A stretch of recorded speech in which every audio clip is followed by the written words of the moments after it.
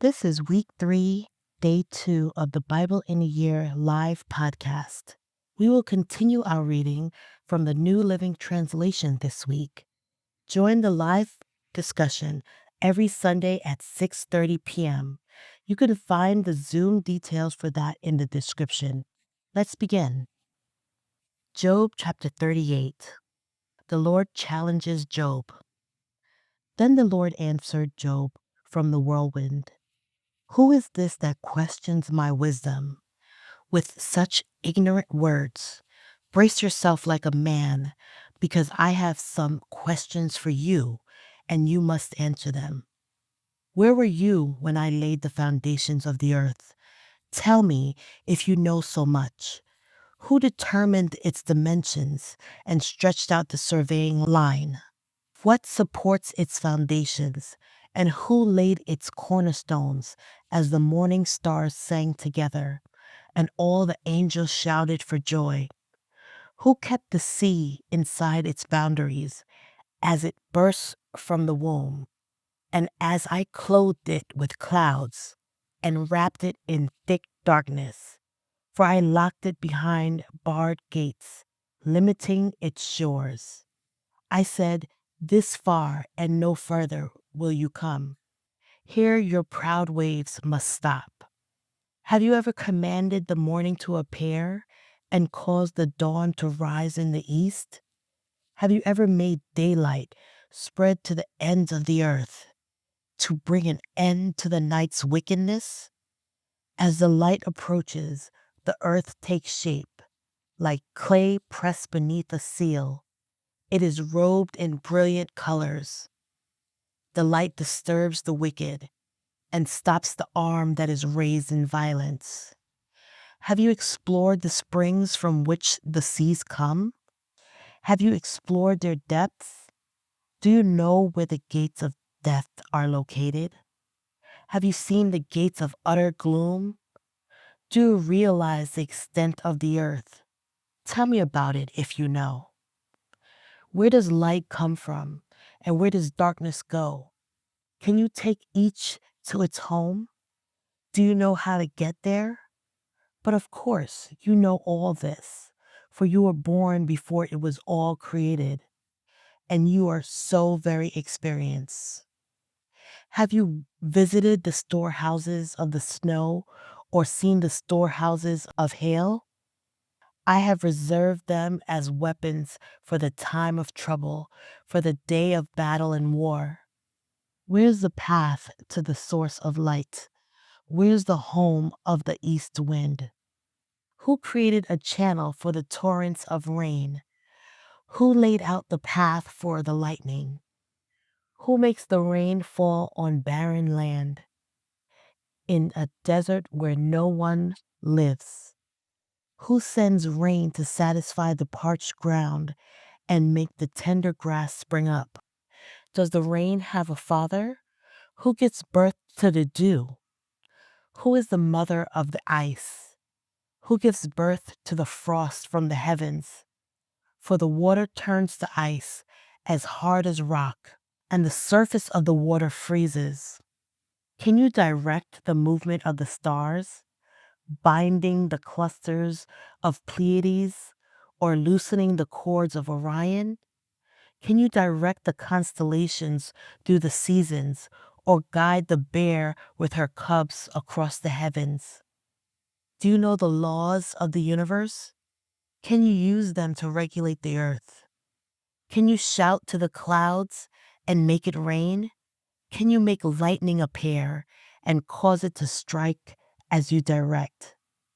Who gives intuition to the heart and instinct to the mind? Who is wise enough to count all the clouds? Who can tilt the water jars of heaven when the parched ground is dry and the soil has hardened into clods? Can you stalk prey for a lioness and satisfy the young lion's appetites as they lie in their dens or crouch in the thicket? Who provides food for the ravens when their young cry out to God and wander about in hunger? Job 39. The Lord's challenge continues. Do you know when the wild goats give birth? Have you watched as deer are born in the wild? Do you know how many months they carry their young? Are you aware of the time of their delivery? They crouch down to give birth to their young and deliver their offspring. Their young grow up in the open fields, then leave home and never return. Who gives the wild donkey its freedom? Who untied its ropes? I have placed it in the wilderness. Its home is the wasteland. It hates the noise of the city and has no driver to shout at it. The mountains are its pasture land, where it searches for every blade of grass. Will the wild ox consent to being tamed? Will it spend the night in your stall? Can you hitch a wild ox to a plow? Will it plow a field for you? Given its strength, can you trust it? Can you leave and trust the ox to do your work? Can you rely on it to bring home your grain and deliver it to your threshing floor? The ostrich flaps her wings grandly, but they are no match for the feathers of the stork. She lays her eggs on top of the earth, letting them be warmed in the dust. She doesn't worry that a foot might crush them or a wild animal might destroy them. She is harsh towards her young, as if they were not her own. She doesn't care if they die, for God has deprived her of wisdom. He has given her no understanding. But whenever she jumps up to run, she passes the swiftest horse with its rider. Have you given the horse its strength, or clothed its neck with a flowing mane? Did you give it the ability to leap like a locust? Its majestic snorting is terrifying. It paws the earth and rejoices in its strength when it charges out to battle. It laughs at fear and is unafraid. It does not run from the sword. The arrows rattle against it, and the spear and javelin flash. It paws the ground fiercely and rushes forward into battle when the ram's horn blows. It snorts at the sound of the horn. It senses the battle in the distance.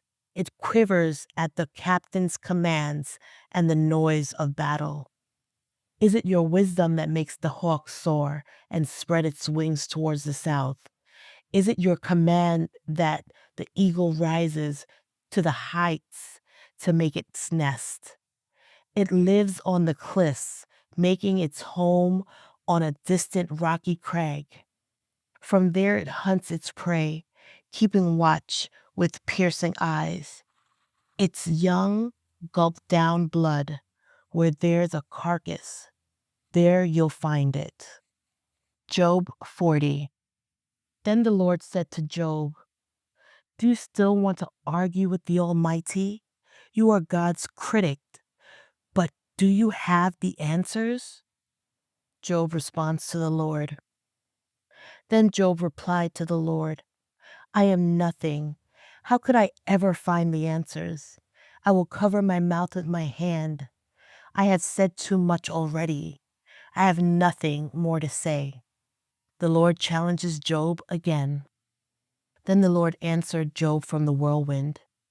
Brace yourself like a man, because I have some questions for you, and you must answer them. Will you discredit my justice and condemn me just to prove you are right? Are you strong as God? Can you thunder with a voice like his? All right, put on your glory and splendor, your honor and majesty. Give vent to your anger. Let it overflow against the proud. Humiliate the proud with a glance. Walk on the wicked where they stand. Bury them in the dust. Imprison them in the world of the dead. Then even I would praise you, for your own strength would save you. Take a look at the behemoth, which I made, just as I made you. It eats grass like an ox, See its powerful loins and the muscles of its belly? Its tail is as strong as a cedar. The sinews of its thighs are knit tightly together. Its bones are tubes of bronze. Its limbs are bars of iron. It is a prime example of God's handiwork, and only its creator can threaten it. The mountains offer it their best food, where all the wild animals play. It lies under the lotus plant, hidden by the reeds in the marsh. The lotus plant give it shade among the willows beside the stream. It is not disturbed by the raging river, not concerned when the swelling Jordan rushes around it. No one can catch it off guard or put a ring in its nose and lead it away.